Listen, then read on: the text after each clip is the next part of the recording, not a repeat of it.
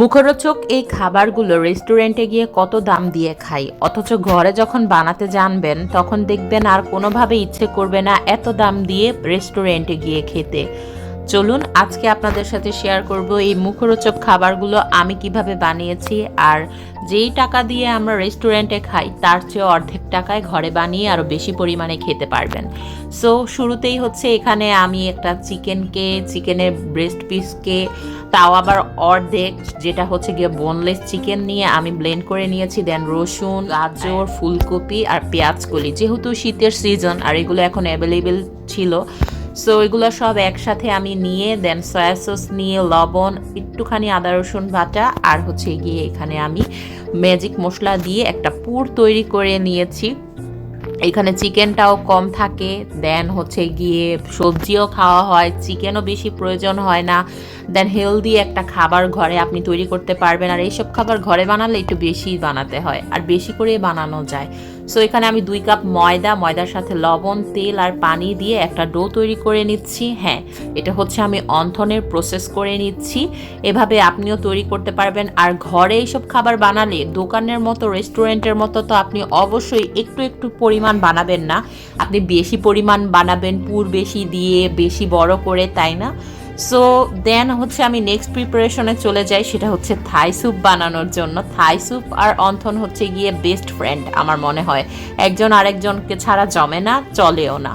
So এখানে আমি 3টা ডিমের কুসুম নিয়েছি, বোনলেস চিকেন নিয়েছি, দেন হচ্ছে chilli sauce, tomato sauce, soya sauce ব্যবহার করেছি।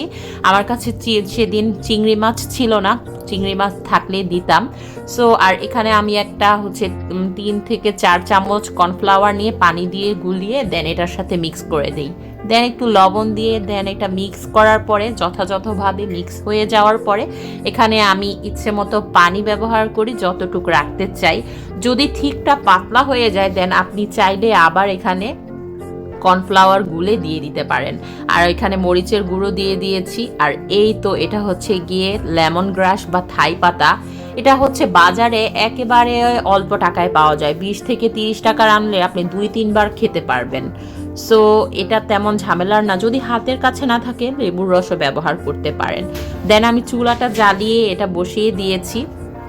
এখন আর তেমন কোনো ঝামেলার কাজই না। আমার কাছে থাই পাতার ফ্লেভারটা কম মনে হচ্ছিল, যার কারণে আমি এখানে আরও একটু অ্যাড করে দিচ্ছি। এই তো ঘন হওয়ার আগ পর্যন্ত এটা নাড়াচাড়া করতে হয়। দেখেছেন, থাই স্যুপটা একেবারে ইজি টু রেডি হয়ে যায়, একবারে মানে সব কিছু মিলিয়ে আপনি বসিয়ে দিলে থাই স্যুপ রেডি।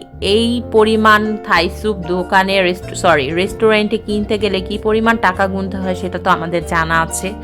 আর এখানে হচ্ছে অন্থনের প্রিপারেশনে আমি এখানে রুটির মতো ছোট ছোট করে নিয়ে বেলে নিয়ে দেন ইচ্ছে মতো পুর দিয়েছি।